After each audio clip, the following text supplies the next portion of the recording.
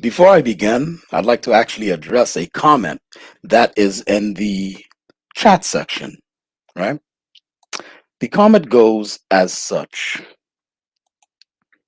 Just from pretty much from just reading the thumbnail and title, the lovely Afri says, "I hope you aren't using Dene Gurira as an example."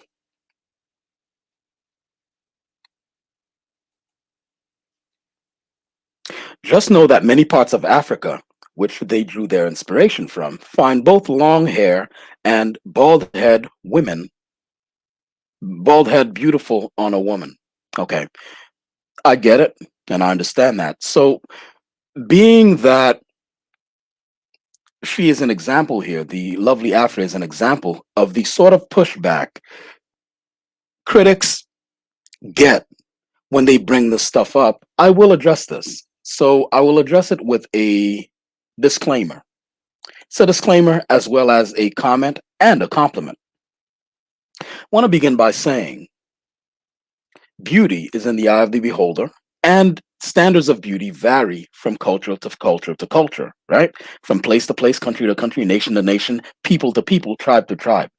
Those standards vary. But there's something called a dominant society. Across this planet right now, there's a dominant society, a global one, okay, with a unified mainstream standard of what is beautiful. Okay? And one of the problems that I have is the companies who have this agenda behind them, right? To basically uglify women of color.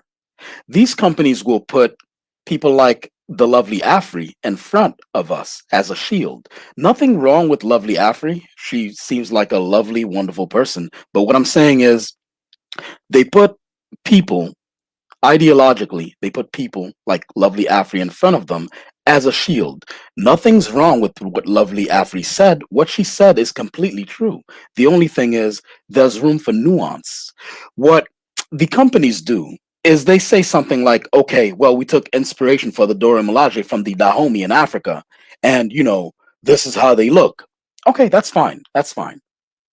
The only thing is you're selling this product to a mass audience to represent a group of people. All right.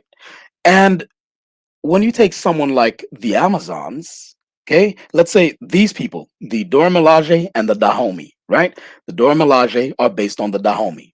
That's fine. Notice the Dahomey that have hair though. Okay. But we'll put that aside. The Amazons, as you see them here.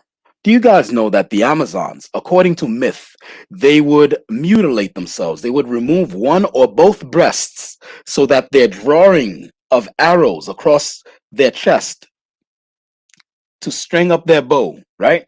To release arrows, that it would be quicker. There will be nothing between their hand and the drawback of the arrow or of the drawstring to shoot the arrow. They mutilated themselves, but did they put this in the movie? Did they? No, because they're selling to a mass audience. They're selling to the broader society. Why are they using black people as an example for culture shock? But then when it comes to everyone else, or even, you know what? Why are they using people of color when it comes to culture shock, right? So when it comes to culture shock, like, hey, it's all about the culture, it's okay to use black people. You know what I mean? They use black people for that. So you'll have images of women with plates in their lips, massive plates in their lips. Yeah, it's just culture. Why? Do you have something wrong against culture? No, we don't have anything wrong against culture, right? And in their tribe, that's considered beautiful that they have the massive plates in their mouths. But in the broader society where you're showing the movie, it's a culture shock. And make no mistake, the movie studios know about this. And another thing is, there's something, if you're involved in movie making, there's something called a draw, right? Or focus or pull. These three terms are interchangeable. Sometimes they just use pull or focus, right? When you have a main character, you don't want someone else to come in and take focus away from them. When I worked as an extra, I'm a normal looking guy, but there was a guy next to me, a Hispanic dude, Luis Espinal something. I think I met him, and we became good friends for a short time. Then he moved out to, I don't know, Honduras or something like that, where he came from. But he was white Honduran, and the guy had the high cheekbones, the big pecs, the streaming six packs, right? And the full fluffy head of hair, everything that we find in Hollywood as the standard of a leading man. So this guy's here, and we were having a movie with I think Michael Cera was on there, right? And so Michael Cera's in the scene, and this guy is an extra. Luis is an extra, and he's in the same shot as Michael Cera. The director's like, immediately the director said, "Whoa, whoa, whoa, whoa, whoa, whoa! Get that guy out of there! Get him out of there!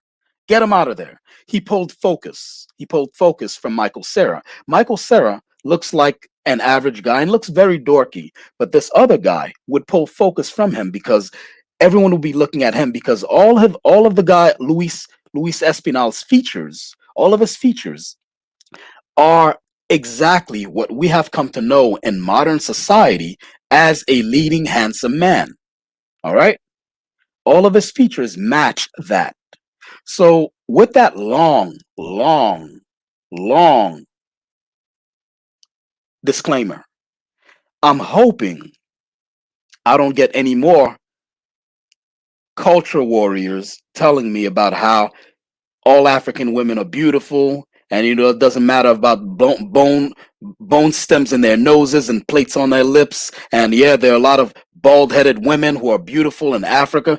I hope you don't come and tell me that, because that's not my point. You know what? Here we go. Danae Gurira. She's bald-headed here, or at least she has a low-cut hair. She's absolutely drop dead gorgeous. There are many women who shave their heads and they look fantastic, phenomenal, if ephemeral. They look like something out of heaven. Okay? Now, I hope to dear God, you find a difference between how she embodies the look that she's carrying here. You see the pleasant, gorgeous look she's carrying here, and she's bald headed, right? I'm hoping to dear God you find a difference between how she embodies the look she personifies here and how she embodied this character in this piece here. So, do you get why this thumbnail is named what it's named? When will Hollywood stop defeminizing black men? It was called something different before, but I found it a little bit too shallow, the way I phrased it, even though it was supposed to be clickbait. Maybe I don't want to do that. So I phrased it how, or more germane to what I was going to talk about here. One of the things that unnerved me and kind of made me really, really mad about The Force Awakens and the new trilogy of Star Wars movies is how Lupita Nyong'o was portrayed. When I had heard that Lupita Nyong'o was gonna be in Star Wars Force Awakens. Ooh, fake geek alert. Star Trek Force Awakens, the Star Wars Force Awakens, right? When I heard she was gonna be in there, I was like, oh my God, Lupita Nyong'o, one of the top 10 most gorgeous women on planet Earth. It's going to be in Star Wars. So I'm preparing for her to have a lightsaber, maybe kind of like her hair pulled back in a ponytail, right? A flowing kimono. You know what I'm saying? And those riding boots that Obi-Wan Kenobi wears. The horse riding boots, right? And maybe some gloves on, and look really cool. And for me, a heterosexual guy, really sexy, right? That's what I was prepared for. But this is what they did. They hired Lupita Nyong'o, and they hid this lovely woman you see on the right here, on the left rather. They hid her behind that creature. That's what they did in order to remove, pull, or focus from Daisy Ridley. You see, Daisy Ridley was allowed, she was allowed to remain her beautiful self. Daisy Ridley's a lovely woman. Shout out to her. No shade, no shade. She's a lovely woman, just like Lupita Nyong'o is a lovely woman. But only one of them was allowed to maintain their femininity and their beauty. All right. And that was Daisy Ridley. She and the new trilogy is, if any of the scenes are to be believed, she's the loveliest woman in the entire galaxy, in the entire universe. No one else looks like her. That's what they tried to do here. However, if they dared allow Lupita Nyong'o to get in here, right? If they dared allow Lupita Nyong'o to get in there, and they allowed Lupita, when when a lot of these stars are in charge of their looks, they look drastically different than how Hollywood portrays them. In fact, let me show you Danae Gurira again, right? Here, even with her rocking a bald head, look at how she looks very different than how she was portrayed in Black Panther. Okay? There's a stark difference there. You can't tell me there isn't. And you can't attack me by saying, well, what are you against culture? You against culture? Why are you going to? No, no, no, no, no. It's not about that. It's not about that. I'm not being unreasonable. You're being used against me. You're being used against me. Because to some level, especially if we're raised in this society, we are shallow.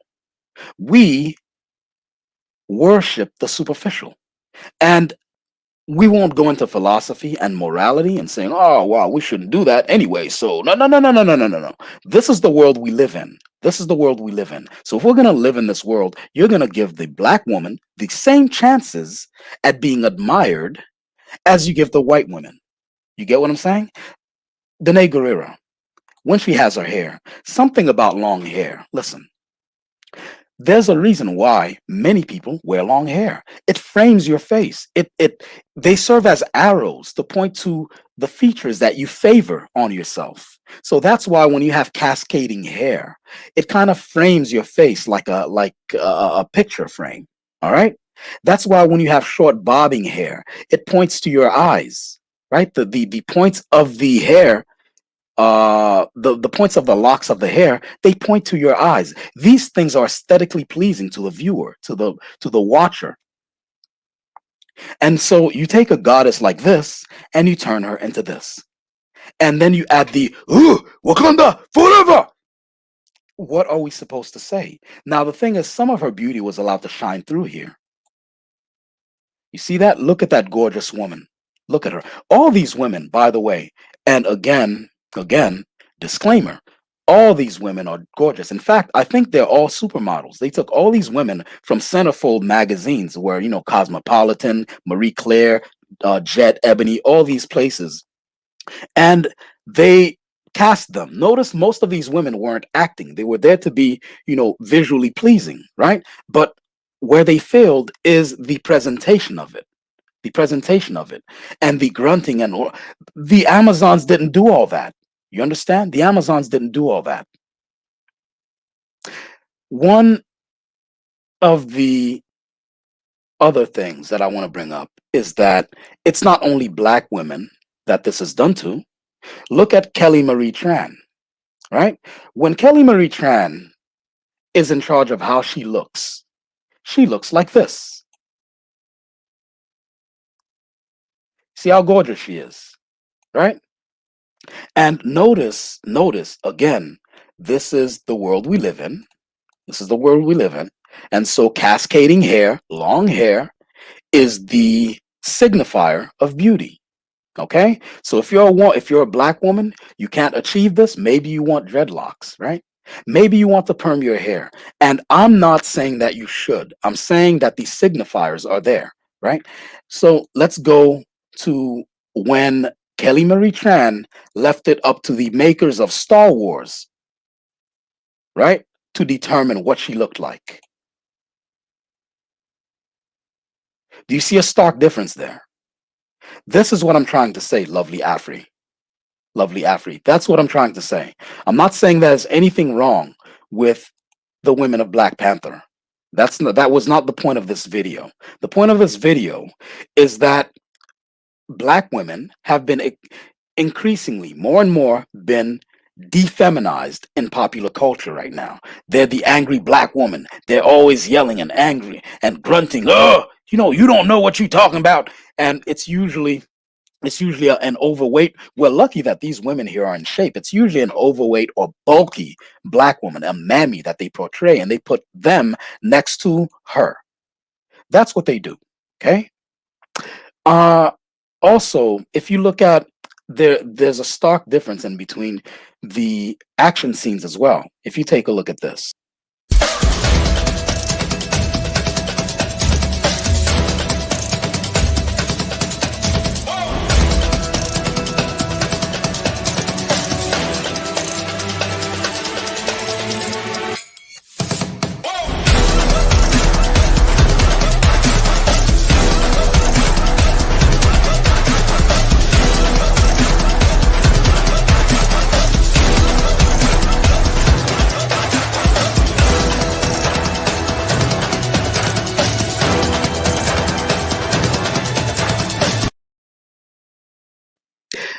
you can see that there's a stark difference between how the black female action star is portrayed and the white female action star, right? Because the black female action star, there's a grunting maleness to them, all right. But then when they showed the Amazons, it was dreamy, ephemeral, right? Um, the tones were cloudy. You know what I'm saying? The cinematography was something out of a dream. And again, no disrespect to the women of Black Panther. In fact, if I may take a second here to opine on the Black Panther movie, that's one of my favorite movies in cinematic history. All right. So no shade towards that.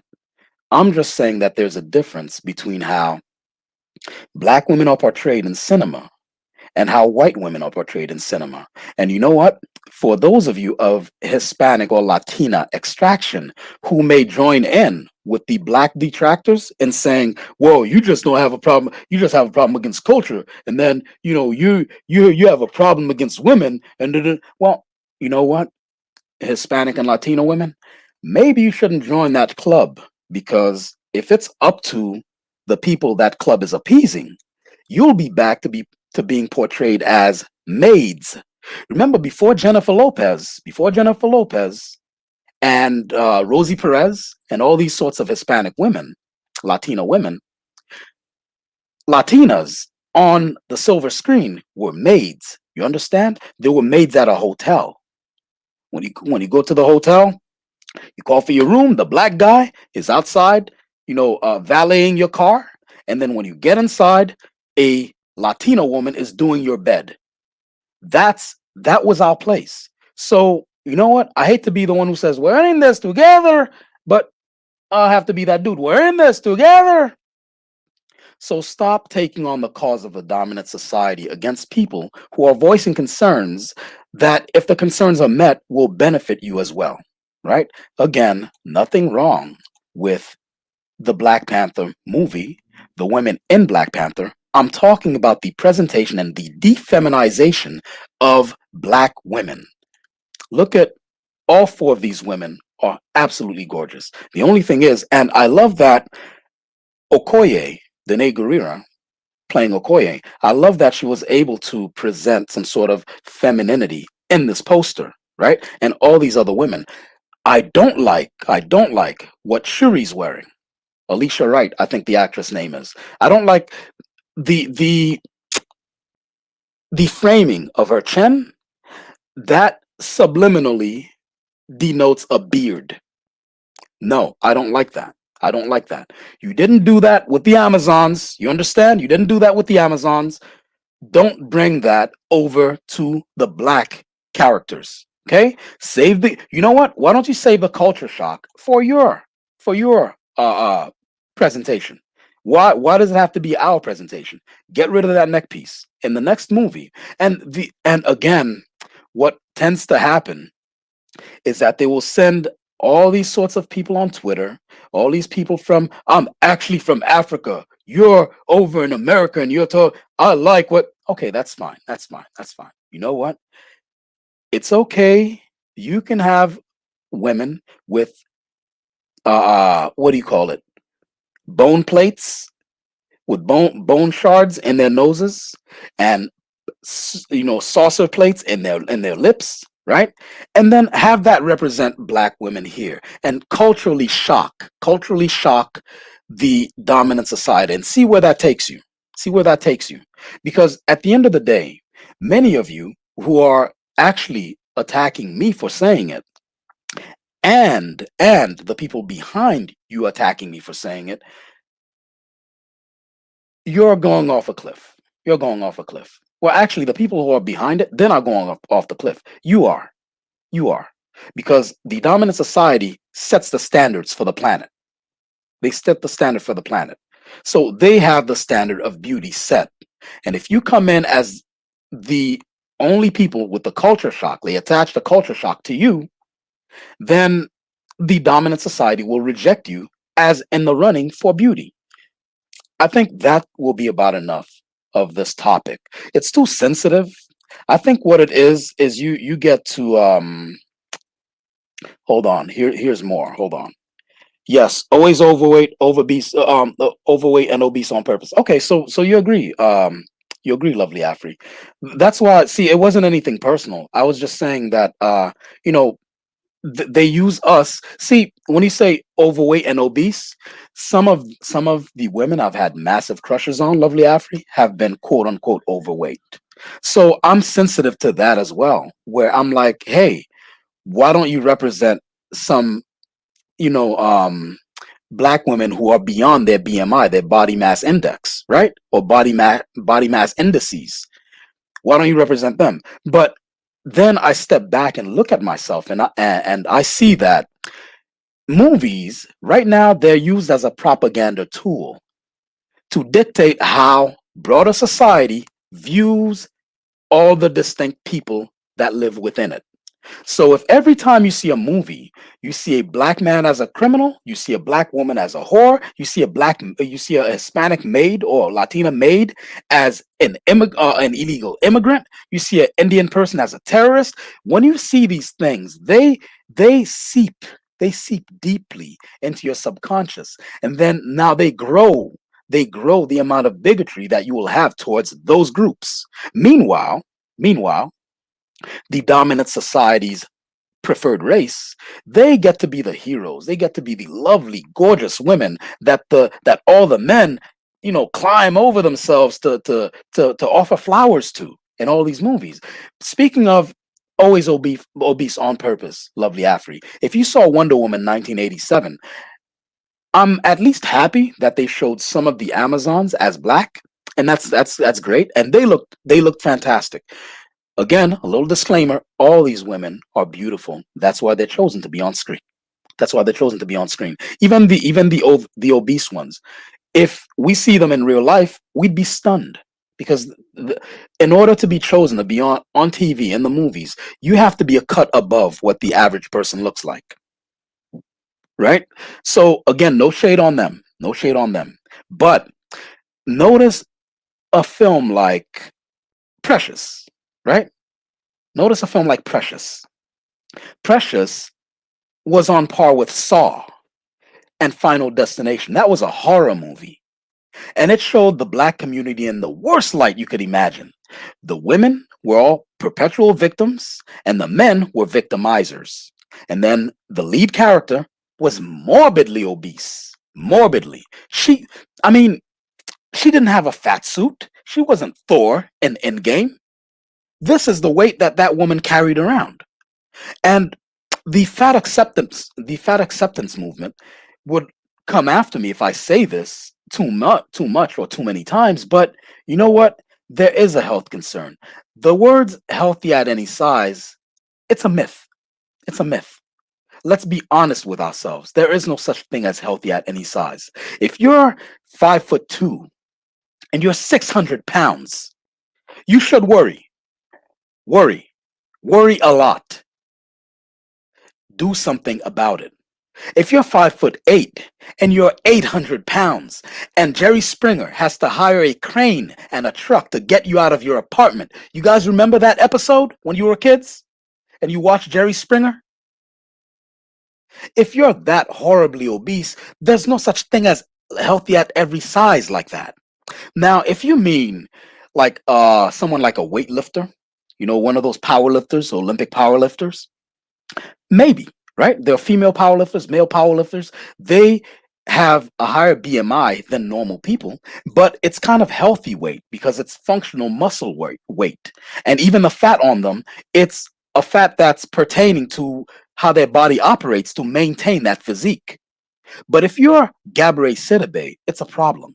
And nothing against the actress herself. Nothing against the actress herself. I'm going to say that I have to have a lot of these disclaimers on here because it turns out that people who believe that they're thick skinned are very, very sensitive and they can't take any criticism within like context. Hold on one second. Lovely Afri says, Lovely Afri, you have a lot of good points in this stream. I wish I could have made this a call-in stream or a panel stream, but I'm doing a lot of these, in order to get these ideas out. I will have a panelist stream soon, though. Don't worry how other non-black groups are portrayed. The same POC people who portray blacks horribly in their media. Yeah, you think so too, Lovely Afri? I was thinking the same thing because when it comes down to how in this section of YouTube, the amount of pushbacks I've gotten from Hispanic men and even Hispanic women, oftentimes, when I'm speaking on behalf of both groups, Black and Latino, right? But the Hispanic, not Latino, the Hispanics who identify as Hispanic people or Spaniards, they tend to take the side of the dominant society of white supremacists, not regular white people. They're awesome, but I mean white supremacists. They tend to take the side of white supremacists, and that becomes a problem because what happens? No, I'm not dropping the link. I can't drop the link right now. I'm not doing a call-in show right now. You know what? Tell you what. I'll drop the link for 2 panelists. And no, as many panelists want to come on, they can come on. But you have 2 minutes to tell us your thoughts, then I have to shut it down. All right? Let me drop the link here. While you're here, if you're here, there are 10 people, and considering what's going on in other segments of YouTube, I'm very happy that at least some of you have come here, right? Like, comment, subscribe, hit that bell for notifications. And if you're on any social media platform, I need you to go ahead and drop a link to this video and to this channel. We need to grow this channel. We need to grow it. Currently, it's at 120, 130, something like that. I don't really look at these subs like that. I look at it when I look at it. But last time I looked, into it, it was like 100 something. So we need to make it like 300. Right? Give me a solid 300. Come on in here and, bring a friend or two and let's grow this platform so that these conversations can be had. Okay? I love having these sorts of conversations. And I forgot to drop my favorite intro. If it's too late in the show to do an intro, I hope not. Take a look. You, turn around. You prefer the view from behind? No, well, yes. You know I can't lie.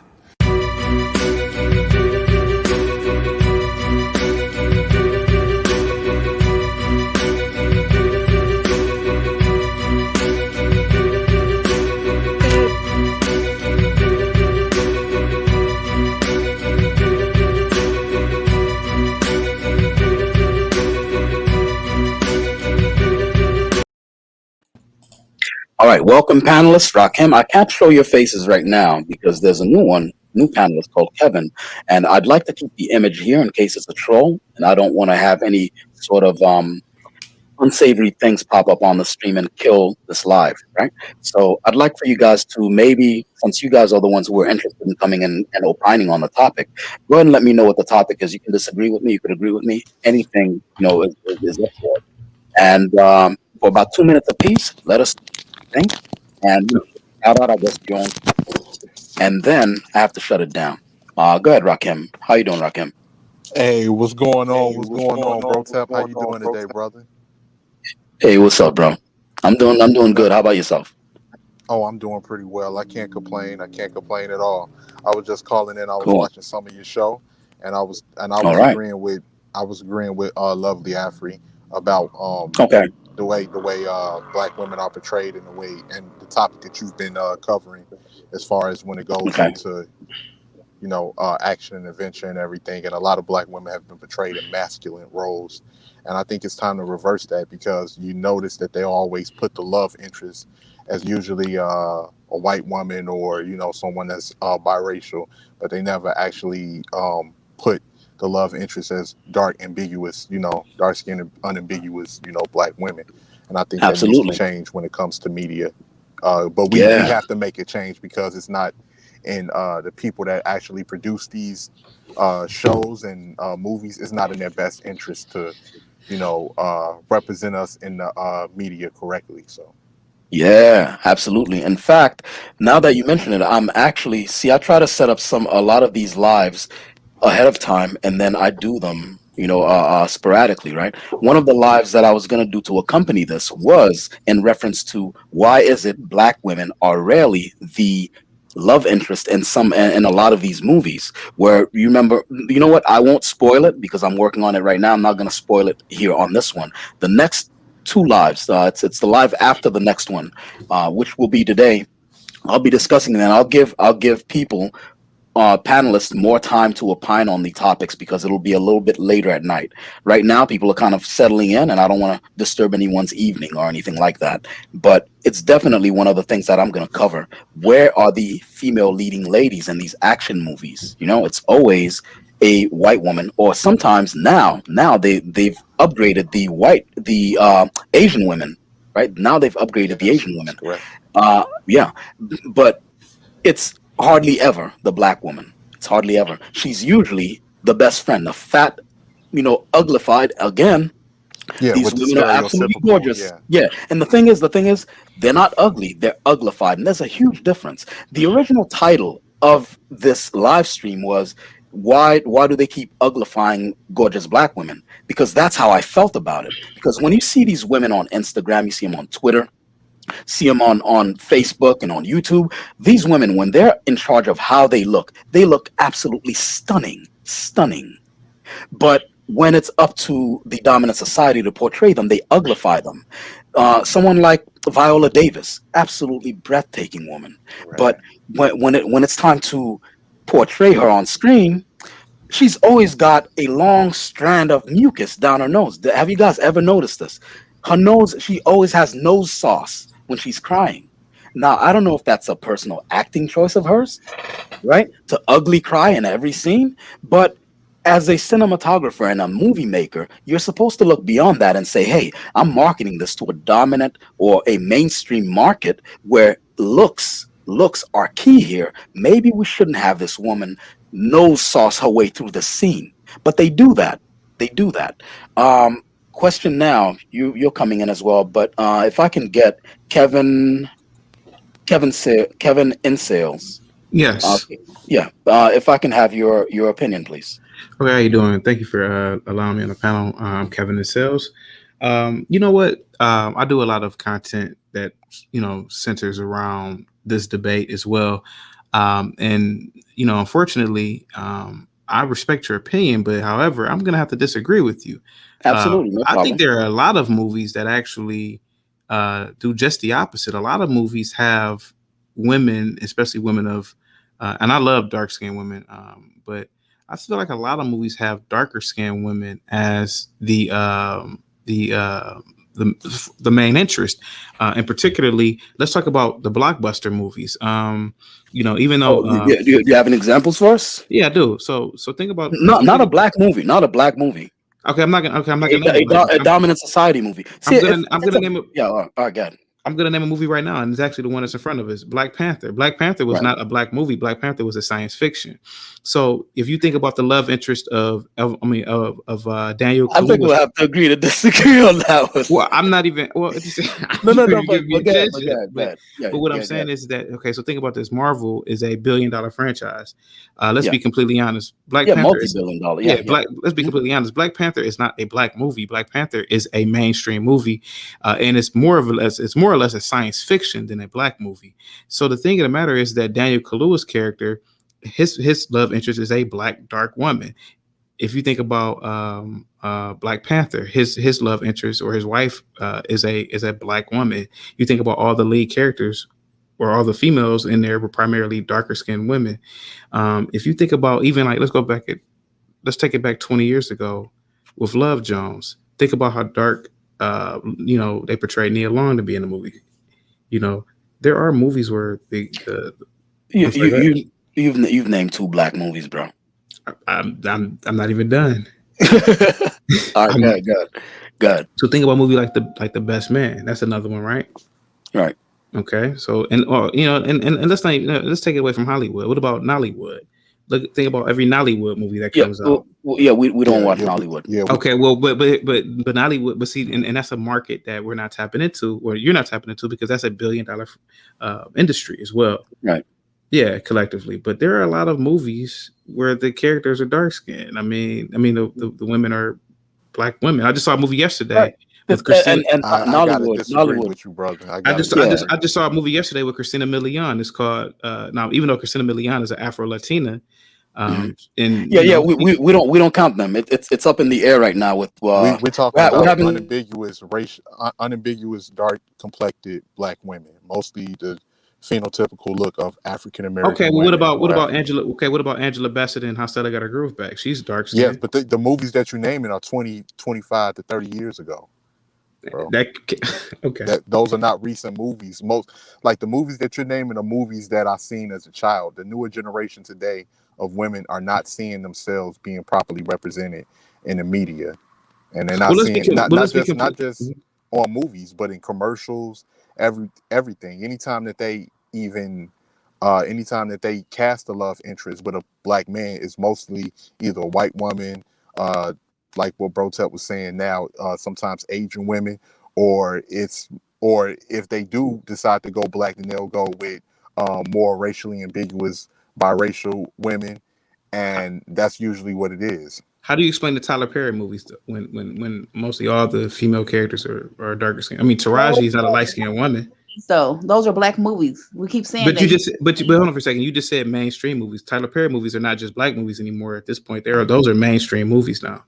Well, we know those mostly are geared towards the African American community. That's not really something I that got you kicked off would my own see stream. like on a nationwide level, So okay, like can I that ask you a everyone question? is doing. Yeah, yeah, Can I ask you a question? Which but movies hold on. are out right now where okay? So can you give me an example of a movie where it's a major lead character that's a black man and there's not a black woman that's a companion? Oh well, I can give you one off top that I can Okay. remember. Mr. Hancock with Will Yeah, Smith, where he I was has just Okay. gonna that. say that. Okay. You Okay. know, Okay. Okay. plenty. It's plenty. I'd A lot agree of them with don't come that. to my head right now, but it's plenty. Blade Anytime 2. where it's, I never huh? seen the Blade movies. I didn't know. Okay, I never seen the Blade movies. Yeah. Blade 1, that was black love. I liked it. But Okay. Yeah, Blade 2, but yeah. the mate was a white woman, a whole European white woman. But okay, Okay? but can I ask this a Yeah, question now? Uh-huh. can we put a pin on that? I'd like for you to actually I'd like for you to subscribe and then Oh, I look did. up for, okay, thanks a lot, brother. I want later on tonight I'm gonna have a call-in show. This was not a call-in show. It's going on way over time than as is.